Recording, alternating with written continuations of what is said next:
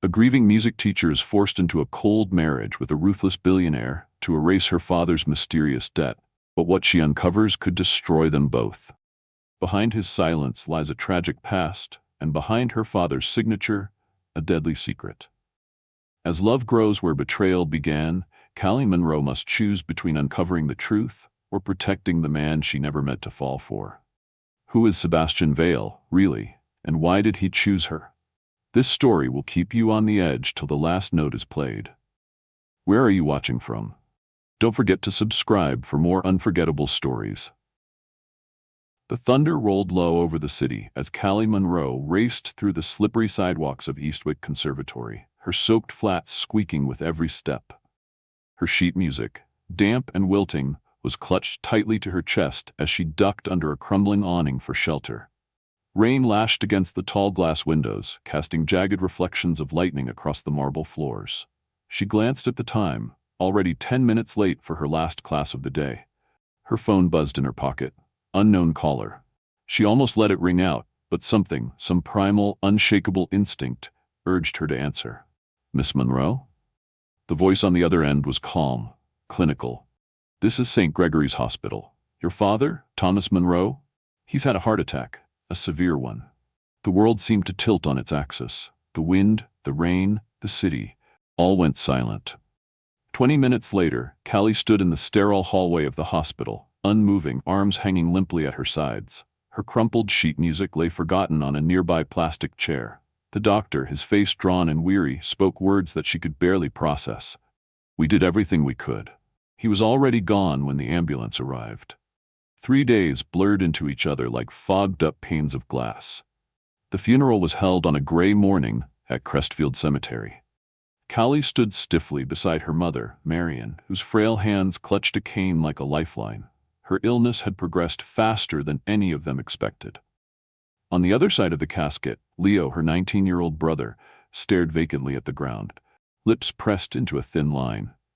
As the minister droned on, Callie's eyes drifted to a figure standing at a distance beneath a black umbrella. A man, tall, poised, motionless, his tailored coat perfectly cut, his face obscured. Something about him unsettled her. Who is that? Leo whispered, following her gaze. But before she could answer, the man turned away and disappeared into the back seat of a sleek black car that pulled away in silence. A week passed. The weight of grief was soon overtaken by something colder, financial reality. It came in the form of 2 men in dark suits arriving at their front door, briefcases in hand and sympathy barely present in their eyes. They sat across from Callie and her mother at the worn kitchen table, sliding a folder across the surface. The crest of Vale Enterprises glared back at them in gold embossing. Your father owed Mr. Vale approximately $6.8 million, the elder of the 2 men said without preamble. He falsified corporate financial records. The debt is due in full. Marion gasped, her hand trembling as she reached for her water glass. That's not possible, she whispered. Thomas would never. We have proof, the second man interrupted, pulling another document from his folder. Signed statements. Digital traces, it's all here. Callie stared at the numbers, at the signatures. The reality began to take form like storm clouds. Medical bills, Leo's half-scholarship, the already remortgaged house. They would lose everything. We don't have that kind of money, she said slowly, her voice surprisingly even. The first lawyer offered a tight nod, as if he had expected that response. Mr. Vale anticipated as much. He has extended an alternative. He laid a thicker envelope on the table. Callie hesitated before flipping open the cover. Her heart stopped. A contract, she murmured. The words on the page were clinical, cold. But one clause stood out, etched in her memory from that moment on. Marriage, the man clarified. Mr. Vale is offering to clear the debt entirely, on the condition that you marry him, for a minimum of 1 year. No early termination. Once complete, you may walk away with no obligation. The room fell dead silent. In addition, he added, he will pay for your mother's treatments in full and cover Leo's tuition through graduation. Callie's chest rose and fell in shallow, uneven breaths. Why? She asked, not sure she wanted the answer. Our client's reasons are not our concern, Miss Monroe. You have 24 hours to decide. After they left, Marion wept. There has to be another way, she cried, but Callie knew the truth. There wasn't. Her father had left them drowning, and there was no lifeboat in sight. That night, Callie stared out her bedroom window, phone in hand, thumb hovering over the screen. 1 year, she whispered to herself. It's just 1 year. She dialed the number. By the next evening, the contract was signed. And outside her father's grave, as a black limousine pulled onto the cemetery road, Callie Monroe stepped forward into a life she never asked for, with a man whose eyes watched her like a stranger guarding a secret. The sky over Eastwick faded to a sullen gray as the limousine wound its way through mountain roads, carrying Callie Monroe toward the unknown. She sat stiffly in the back seat, her hands clasped tightly in her lap, the newly signed contract nestled inside her handbag like a secret too large to carry. Beside her, silent and unreadable, sat Sebastian Vale. This was the first time she'd seen him up close, the man who now held the strings of her life with the ease of someone used to commanding an empire. He wore a charcoal coat, tailored within an inch of perfection, his dark hair pushed back neatly, a faint scar near his temple barely visible beneath the low cabin lights. His posture was relaxed, but there was nothing casual about him. Every motion, every breath, seemed calculated. When he finally turned his head to look at her, his eyes, steel gray with flecks of green, assessed her as if evaluating a stock acquisition. "I trust the arrangements are satisfactory," he said. It wasn't a question. "I'm doing this for my family," Callie replied, her voice low but firm. "Don't expect anything more." For a moment, something flickered in his gaze. Surprise, maybe. But it vanished so quickly she couldn't be sure it had been there at all. "I expect only what was agreed upon," he said coolly. The rest of the ride passed in silence. When the car finally turned onto a long, winding private drive, Callie leaned forward, trying to get a glimpse of where she was being taken. Through the misty window, a sprawling estate came into view. Vale House, perched on a cliff overlooking Lake Mirabel. The mansion was a marvel of modern architecture, all glass and stone and sharp edges. It looked less like a home and more like a fortress carved out of ambition and steel. Inside, the grand foyer echoed with emptiness. A woman in her early 60s with crisp posture and silver hair greeted her with a small smile. "Mrs. Reynolds," Sebastian said, barely glancing at her. "This is Miss Monroe." "Welcome to Vale House, ma'am," Mrs. Reynolds said warmly, though her eyes were sharp with curiosity. "I'll show you to your suite. Dinner is at 7. Mr. Vale expects punctuality." Callie followed her through a series of corridors that felt more like a gallery than a home. Artwork lined the walls, and beneath her feet, the floors gleamed with quiet power. Her suite was on the east wing, far from Sebastian's private quarters. It was enormous, done in soft blues and grays, with a sitting area, fireplace, and floor-to-ceiling windows that overlooked the lake. A single silk nightgown lay folded at the end of the bed, the tag still attached. She turned to Mrs. Reynolds. "Did he choose this?" "I wouldn't know, ma'am," Mrs. Reynolds replied politely. "Your belongings have been unpacked. If you need anything, I'm just down the hall." When she was finally alone, Callie walked to the window and pressed her fingertips to the cool glass. Outside, the lake mirrored the sky, both steel-colored and endless. Yesterday, she was a music teacher in a modest apartment. Today, she was the wife, by name only, she reminded herself, of one of the wealthiest men in the country. At precisely 7, she made her way to the dining room. The table was large enough to seat 20, but only 2 places had been set. Sebastian was already seated, his phone in hand, barely glancing up as she entered. She sat across from him. They ate in silence. The meal was exquisite, though Callie could barely taste it. She could feel the tension stretching between them like piano wire. "Is this how every dinner will be?" she asked finally, setting her fork down with a soft clink. "I rarely eat at home," Sebastian replied without looking up. "You're free to dine however you choose." "How considerate," she said, not bothering to hide the sarcasm. His eyes flicked up to hers, and for a second she thought she saw the hint of a smirk. "Did you expect candlelight and conversation, Mrs. Vale?" "It's still Monroe," she snapped. "I'm keeping my name." "As you wish," he said easily, though his voice had cooled further.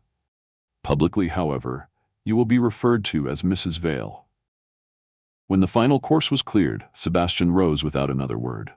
"Mrs. Reynolds will show you back to your room." Callie barely nodded. Her stomach churned, not from the food, but from the weight of what lay ahead. Her life was no longer hers. Back in her suite, she found the silk nightgown still folded on the bed. Her heart pounded. The contract had included a clause about consummation, but she had convinced herself it was symbolic, just legal jargon. And yet, the nightgown, the silence, the isolation, it all screamed something different. Then footsteps in the hallway. A soft knock. She froze.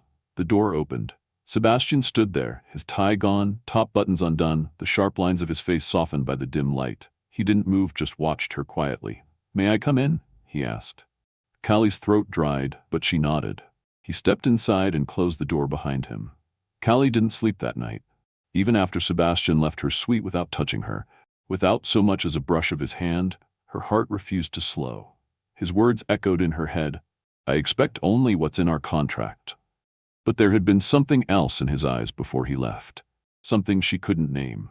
Not desire, not warmth, but maybe recognition. Maybe the faintest crack in his mask. The next morning, sunlight filtered through the frosted windows as if testing its place in the cold silence of Vale House. Callie rose early and wandered the hallways, the marble floors chilling her bare feet as she passed closed doors and shadowed corners. No music, no conversation. The entire estate felt like a museum built for ghosts. She could feel the weight of the house pressing on her, beautiful, vast, and hollow. It wasn't until her third day at the estate that she discovered the music room. She found it by accident, tucked behind a pair of carved double doors in the east wing. Inside was a grand piano, an ebony Steinway with a cover draped over the keys, like a shroud. The room itself was untouched by time. Dust settled on bookshelves and music stands, the air faintly scented with old wood and lavender. Towering windows overlooked the lake, casting pale winter light across the parquet floor. Callie approached the piano slowly, reverently, her fingers twitching with the urge to lift the cover. When she finally pulled it back, she felt like she was unveiling a memory. The keys gleamed, pristine, waiting. She sat. Her fingers hovered for a long moment before she began to play. Simple scales, quiet at first. The sound echoed gently through the stillness.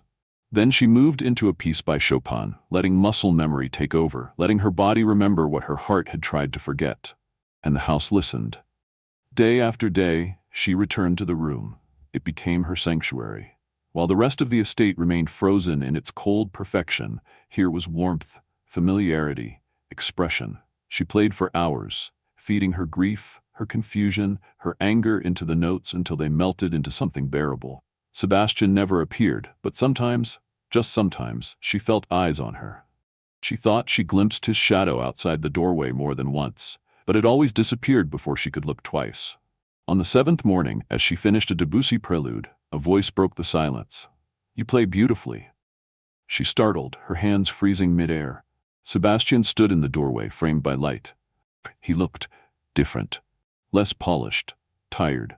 "I didn't know you were listening," she said, recovering. He stepped into the room, slow and careful, as though it were hallowed ground. Quite the opposite. They didn't speak again for a moment. He stood beside a shelf, his fingers tracing the spine of an old music book. "My mother used to play here," he said eventually. "This was her piano." Callie blinked at the admission. "Was she a musician?" "She taught at Juilliard," he said, almost absently, "before she married my father." Callie's breath caught. "Like me," she said softly, then quickly corrected. "I mean, not Juilliard. I teach local kids, community classes, not prestigious." "I know," he said simply. "I read your file." Of course he had. She was a contract after all, a name in a folder. He knew everything about her, while she knew almost nothing about him. Callie closed the lid gently. "You never said anything about a sister." The shift was immediate. His jaw tightened. "Who told you?" "The gardener, Harold." He mentioned her name, Sierra. Sebastian walked to the window, his back to her. "She died 6 years ago, heart failure. She was 19. "I'm sorry," Callie said, and she meant it. Despite everything, she meant it. "She loved this room," he said quietly. "She used to leave notes in her sheet music, codes. She was always hiding messages and things, even the piano." Callie hesitated. "Messages?" He turned, eyes narrowing. "Why are you asking?" She trailed off, unsure how much to admit. "I found a few scores with odd markings. They look like annotations, but they weren't musical." Sebastian's gaze sharpened. "Where?" "In the cabinet, under the window seat." He crossed the room in 3 strides and crouched, pulling out a leather-bound folder. Flipping it open, he scanned the pages with practiced speed until he paused. A faint number sequence had been scrawled into the margins of a Debussy piece. Along the bottom, a single word, underlined 3 times, truth. Callie watched as something flickered across his face. Recognition. Pain. She was trying to tell me something, he murmured. Even after all this time. He looked at Callie then, really looked, and this time there was no mask. Why are you really here? He asked, but it wasn't accusatory. It was curious, open, and Callie, whose world had been flipped upside down by a man she barely knew, answered honestly. To understand, she said, to figure out why my father died drowning in a debt he never explained, and why you wanted me, of all people, to pay for it. For a long moment, neither of them moved. Then Sebastian looked down at the score again. Then we both want the same thing, he said softly. The truth. The ballroom of the Fairmont shimmered beneath crystal chandeliers, 1,000 reflections bouncing off the gold-rimmed glasses and silver platters. Callie stood beside Sebastian, dressed in sapphire silk and borrowed confidence, her hand resting lightly in the crook of his arm. This was their first public appearance as husband and wife, at least in name, and every eye in the room followed their every step. The Harrington Foundation's annual gala was not just an event. It was a power display, a chessboard of alliances and silent battles. Sebastian played his part to perfection. He greeted donors with calm precision, introduced Callie with smooth familiarity, and never once loosened the grip on her waist. His touch was firm but careful, as if guiding her through a stage performance. But beneath it, she felt the tension in his body, coiled, calculating. They were halfway through the 3rd course when a voice boomed across the ballroom. Finally decided to join the land of the living, Sebastian? A man approached, older but striking, with salt and pepper hair and eyes that mirrored Sebastian's own, only colder. Callie recognized him instantly from the dossiers. Trent Vale, the uncle, the board member, the one who wanted Sebastian's seat.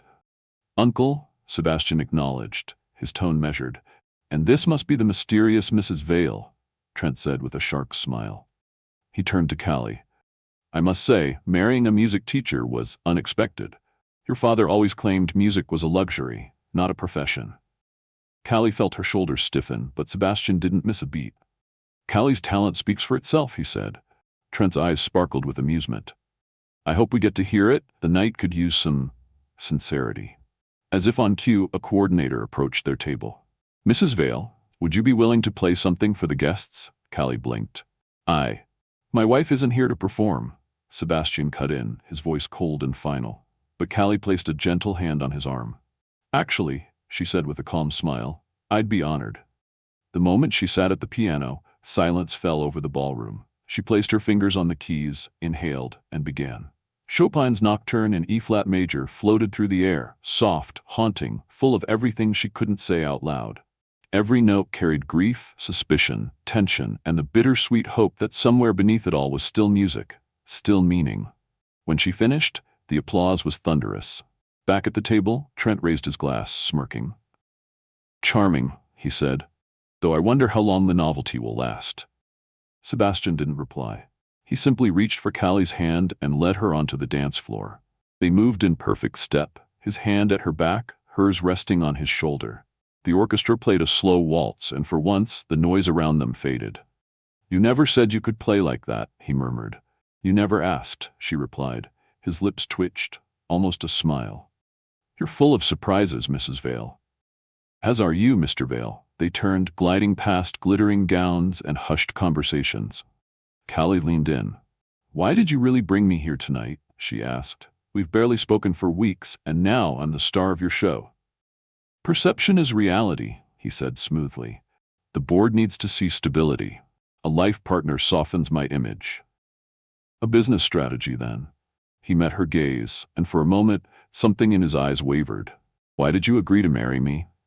Her breath caught. She hadn't expected the question. Not here, not in front of dozens of strangers. She dropped her voice. It wasn't just the money. I wanted to understand. I needed to know why my father died drowning in guilt and secrets, and why you chose me. Their steps faltered, just slightly. His grip on her hand tightened. You know why? She knew my father. She my father. You knew Sierra. This isn't just about a debt. Before he could answer, a camera flash broke the moment. They stepped apart, masks returning. "Circulate," he said quietly. "Talk to the donors. Without me hovering, it'll seem more organic." The rest of the evening blurred. Callie smiled, nodded, played her part, but her mind was racing. Later, as guests thinned out, she passed a partially closed door and paused. Inside, Vanessa's voice was low and sharp. "The board's wavering. Trent's been seeding doubts for months. We need the documents before the quarterly meeting." A man's voice responded, calm, measured. "Trent, relax. Tonight's performance changes nothing. She has no idea what she's walked into." Callie's blood chilled. "Everything is proceeding as planned," Trent continued. "The Chronicle runs the exposé tomorrow. By the time Sebastian realizes, it'll be too late." She backed away, heart pounding. A setup, a betrayal. She had become the pawn in someone else's endgame. She needed to warn Sebastian. But before she could move, her phone buzzed. An unknown number. She answered, breathless. "Mrs. Vale?" The voice on the other end was urgent. "There's been an accident. Mr. Vale's car. He never made it home." Rain lashed against the windows of San Francisco General Hospital as Callie sat curled in a waiting room chair, her coat damp, her fingers white-knuckled around a paper cup of untouched coffee.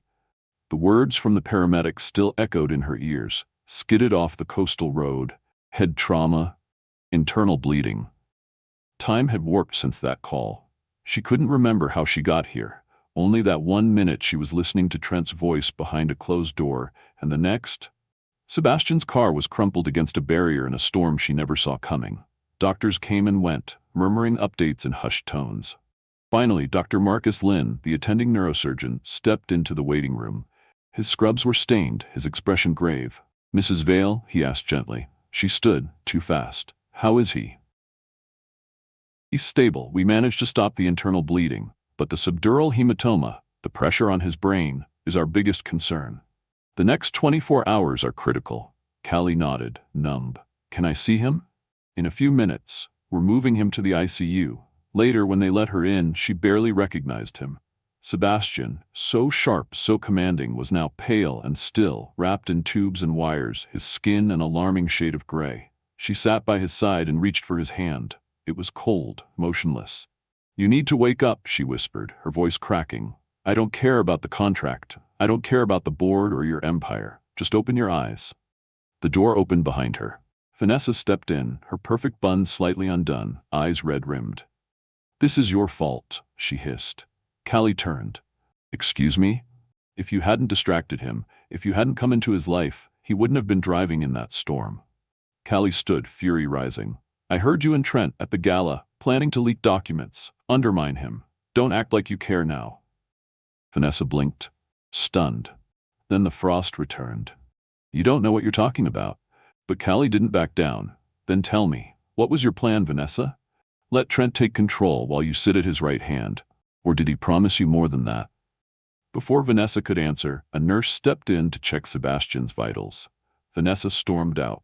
But the truth was unraveling, and Callie knew she couldn't stop. That night, after hours at Sebastian's side, a new voice woke her from a half-sleep. "I'm Dr. Lin's colleague, Marcus Chun," the man said softly, his eyes kind. "Sebastian and we were roommates at Harvard." He examined Sebastian briefly, then sat beside her. "I was surprised to hear he married," he added. Callie gave a tired smile. "So was I." Dr. Chun hesitated, then said, "After Sierra, he wasn't the same. She needed a rare cardiac treatment. It wasn't covered. There was an internal scandal but missing funds. The company lost millions, and she never got the treatment." Callie's blood turned to ice. "My father. He was the company accountant," Dr. Chun confirmed. "He took the fall. But I always had doubts. The timelines never made sense." She pulled out the USB. Sebastian had pressed into her hand before surgery. "Then help me prove it." Back at the hotel, Callie opened the drive. Financial records. Hundreds of them. Her father's name appeared again and again, signed approvals, transfer orders. But something didn't fit. Her musician's mind, trained to spot minute deviations, noticed it instantly. Dates were off. Transactions continued after her father was supposedly removed from the system. Signatures didn't match. The metadata was tampered with, and nestled deep in a subfolder, hidden behind layers of encrypted spreadsheets, was a recording. Her father's voice. shaking. I'm signing this under duress. My family, my daughter, my son, my wife, they've threatened them. Trent Vale knows he's behind this. He said Sierra's treatment wasn't viable, that Sebastian would only burn the company down chasing ghosts. Callie covered her mouth as tears welled. The next morning, Sebastian stirred, weak but alive. She rushed to his side. "You're awake," she breathed. He blinked. What happened?" "You crashed. You've been unconscious for nearly a day. But you're okay. You're safe." His gaze shifted to her face. The jacket. Inside pocket. She retrieved it, finding the folded USB. "Already opened it," she whispered. "I know everything now. You were trying to protect her. You were trying to protect the truth." He exhaled shakily. "You believe me?" "I do." His fingers tightened weakly around hers. "Then don't stop." "I won't." Because now, for the first time, it wasn't about a contract. It was about justice, about a man who had lost everything, and a woman who was finally ready to fight for what was real. Life lesson from the dead of silence. Sometimes, what begins as a transaction becomes a journey toward truth, healing, and unexpected love. Callie and Sebastian's story teaches us that behind every cold contract or calculated move, there may lie unspoken grief, unhealed wounds, and a desperate need for redemption. Sebastian sought control over the pain of losing his sister, while Callie sought to protect her family from a debt she didn't cause. Neither of them expected to discover that the answers they needed, about betrayal, family, and justice, would be found not in boardrooms or bank statements, but in each other. This story is a reminder that silence doesn't always mean absence. It can carry messages, secrets, and cries for help waiting to be heard. The courage to uncover buried truths can bring freedom, even after years of lies. And perhaps most powerfully, it reminds us that love built on honesty, vulnerability, and mutual respect can grow even in the most unlikely places. So, wherever you are in the world, remember this: love is not just a feeling. Sometimes it's a choice to stay when it would be easier to walk away. A choice to listen, to forgive, and to believe in someone even when everything seems broken.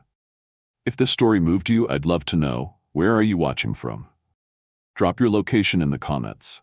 And don't forget to subscribe to the channel so you never miss another powerful tale like this one. Your next favorite story might just be one click away.